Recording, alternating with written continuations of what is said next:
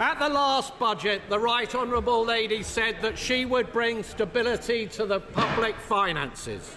Stability to the public finances. But this statement, more appropriately referred to as an emergency budget,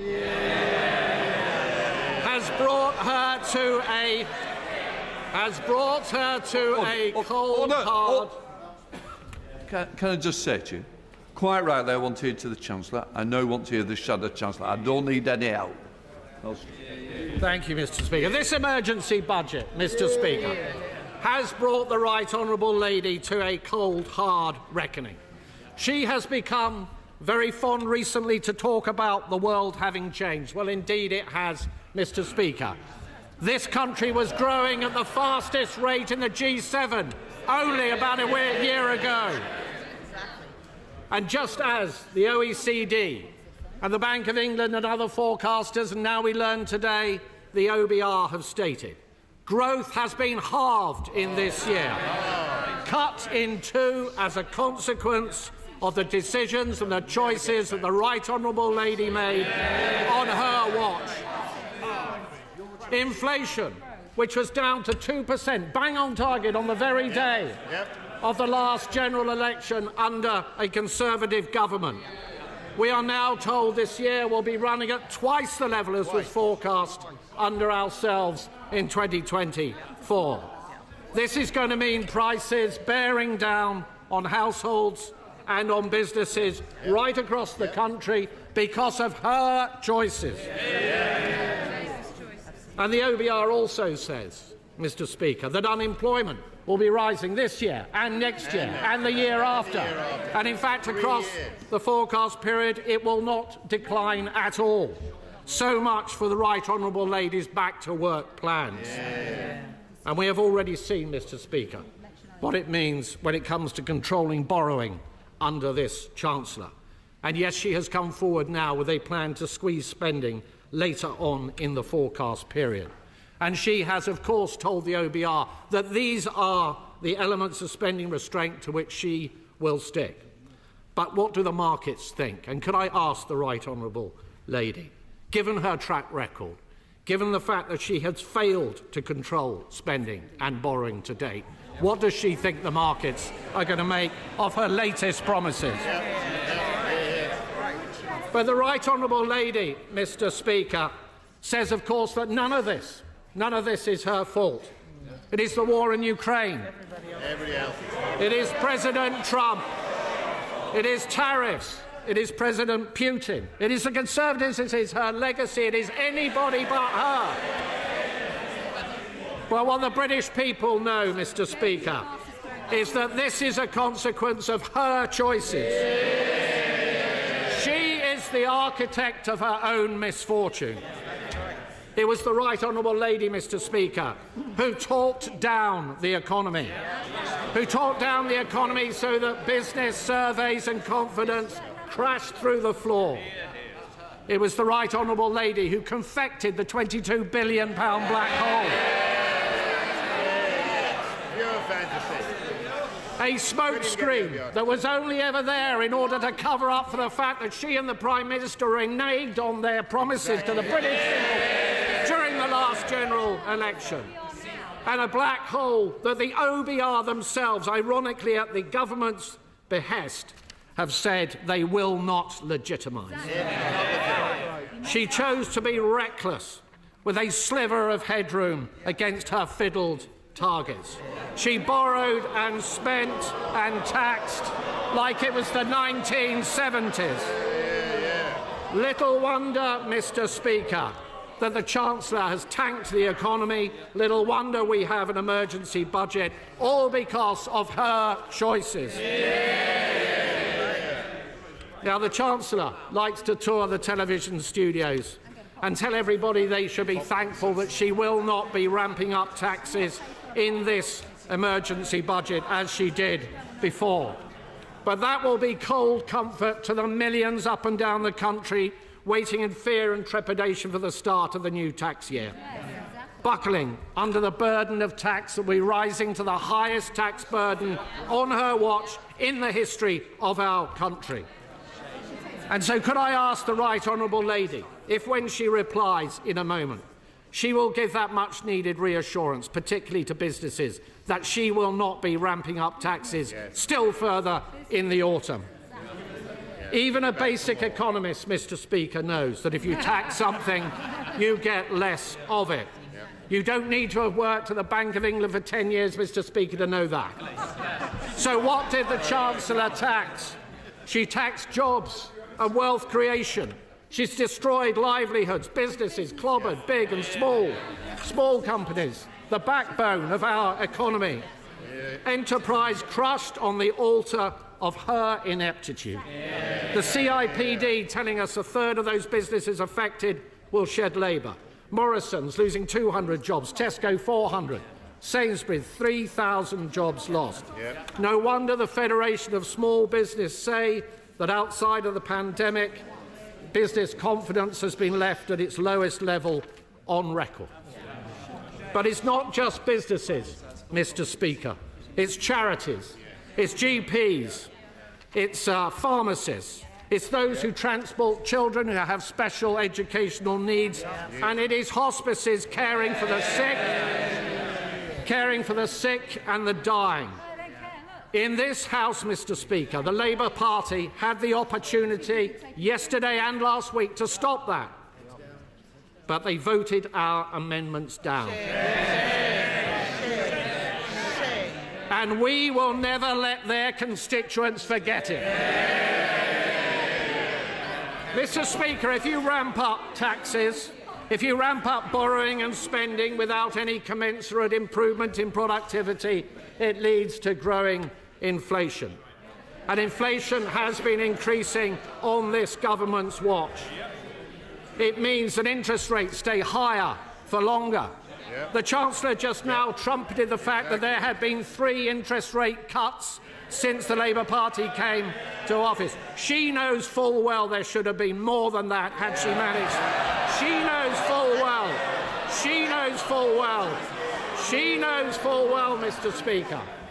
She knows full well that interest rates are higher for longer because of the choices that she took. And this has led, Mr. Speaker, to servicing costs for our national debt, which is running at twice the defence budget.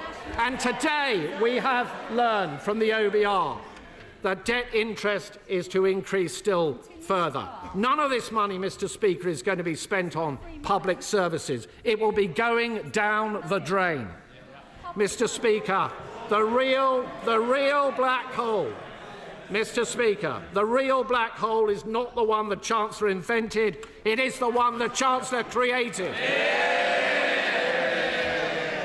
It's not a central problem, Mr. Speaker, the fact that this Chancellor is a gambler.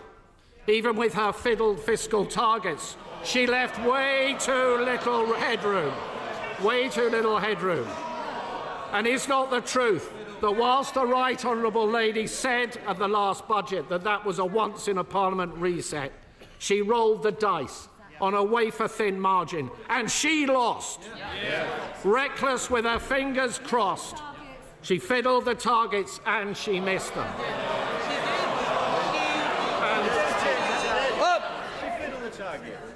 I'm not sure about the language we use. I think there are better words and more constructive words the Shadow Chancellor would prefer to use.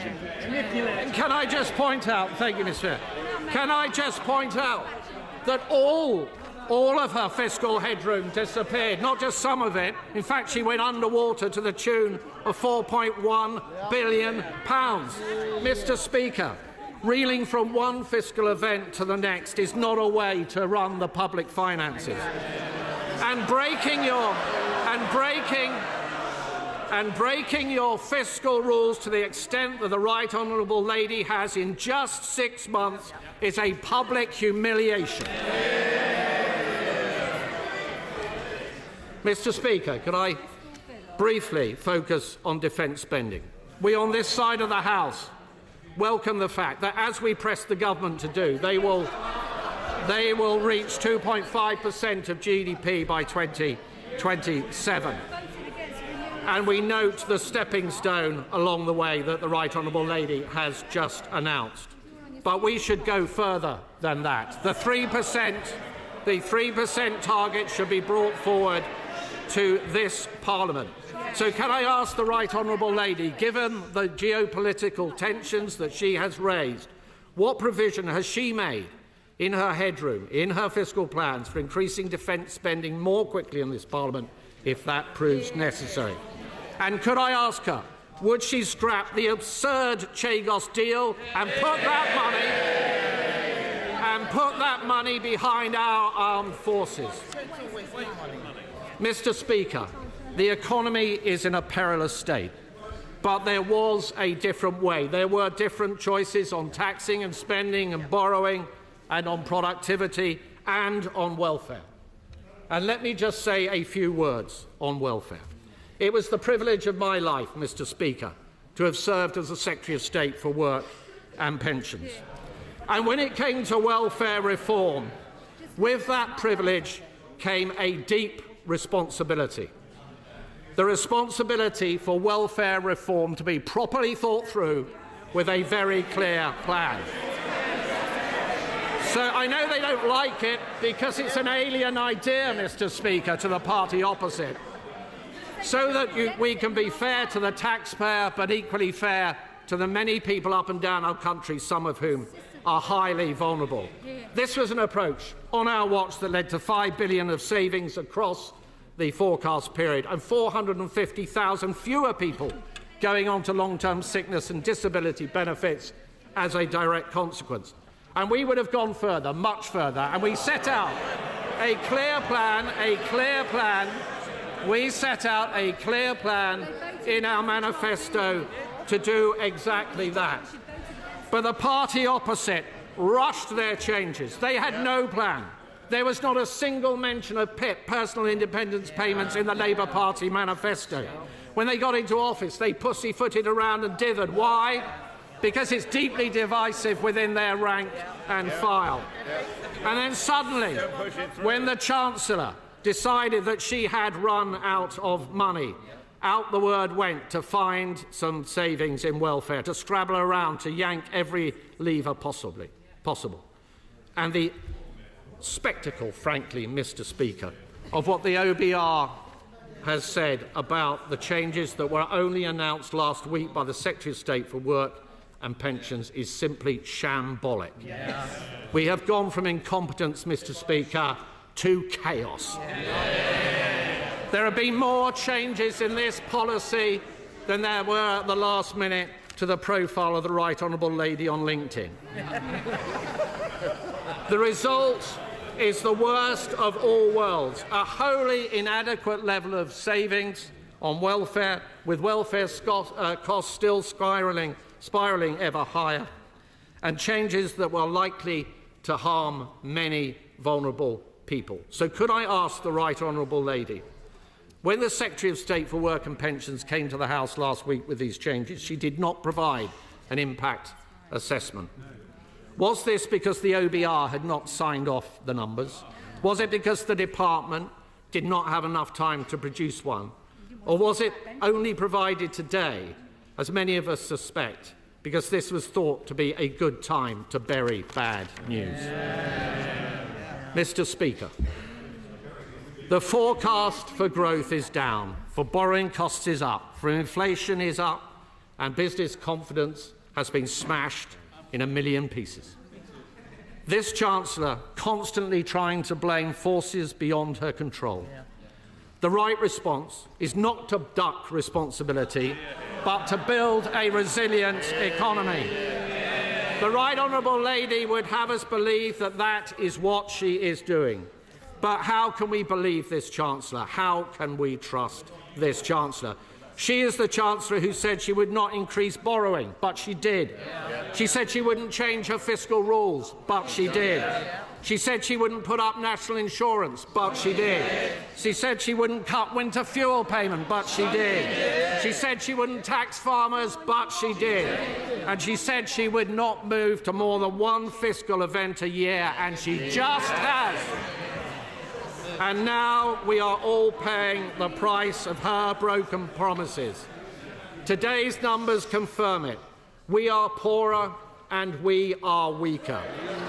To govern, Mr. Speaker, is to choose, and this Chancellor has made all the wrong choices.